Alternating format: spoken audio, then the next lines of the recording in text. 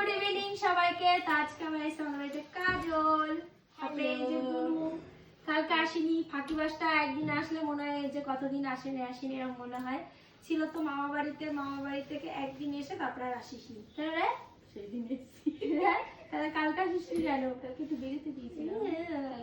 মানে বাবুদের এমন অভ্যাস হয়ে গেছে, বড় মামা, মিষ্টি দিদি, মাসিমণি আর মেশো, এরা না আসলে তাদের ভালো লাগে না। ঠিক আছে, কালকে হচ্ছে মাসিমণি মাসিমণি আমার বড় হ্যাঁ খুবই করে। আগে কাজল মেঘা ওরা আসতো, তখনও বেশ মেঘাকেও খুব ভালো চিনেছিল, ওকেও। এরা এখন আসে না, আসাও বন্ধ হয়ে গেছে। ঈদের রাস্তা এখন মানে আমাদের বাড়ি এরকম ছিল, এখন রাস্তা এদিক হয়ে গেছে। যাই হোক, এখন সবাই আমার গল্প আড্ডা দিচ্ছি। এখানে একটা বান্ধবীকে আমি খুব মিস করছি, থাকলে ভালো হতো, হ্যাঁ হ্যাঁ হ্যাঁ হ্যাঁ করতো। ঠিক আছে, তো ও আসতে পারবে না বেচারি, এখন একটু সমস্যা রয়েছে।